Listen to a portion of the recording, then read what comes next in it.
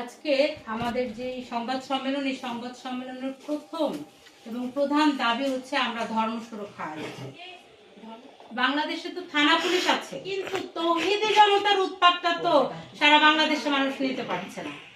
কেন? আমরা কি ভুলে গেছি যে সেই চরমনের পীরের উক্তি, যিনি কোরআন শরীফকে শুভঙ্করের ফাঁকি বলেছিল, আপনারা কি ভুলে গেছেন? শুভঙ্করের ফাঁকি সেই কথা, তাকে তো শুধু লিগ্যাল নোটিশ দিয়ে ছেড়ে দিয়েছিলেন, তাকে তো একটা থাপ্পড়ও কেউ দেয় নাই।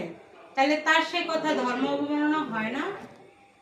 হ্যাঁ, তার সে কথা ধর্ম অবমাননা হয় না? তাহলে অন্য ধর্মের মানুষ কিছু বলে অবমাননা হয়, তারপর বাউলরা শিল্পীরা কিছু বলে ধর্ম অবমাননা হয়। আমার ইসলাম ধর্মকে এতই ঠুনকো যে অন্য কারোর কথা এটা অবমাননা হবে কথায় কথায়। তৌহিদি জনতা কি? যে দেশে থানা আছে, পুলিশ আছে, একটা রাষ্ট্রীয় কাঠামো আছে, সেই দেশে কিসের জন্য তৌহিদি জনতার মতো একটা দুপাদি একটা গোষ্ঠী, যার কোনো রাজনৈতিক পরিচয় নাই, যার কোনো সাংগঠনিক পরিচয় নাই, এই তৌহিদি জনতা 2004 সালে একবার উৎপাত করেছিল।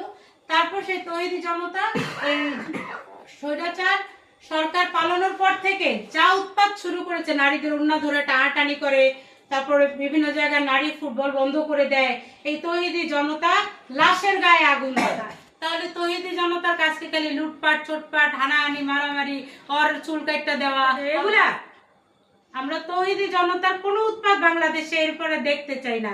ধর্ম মাননা তখন হয় না যখন আপনারা বলেন চান্দা আওয়ামী লীগও নেয়, চান্দা বিএনপিও নেয়, চান্দা আল্লাহও নেয়, তখন সেই কথার সময় ধর্ম মাননা হয় না।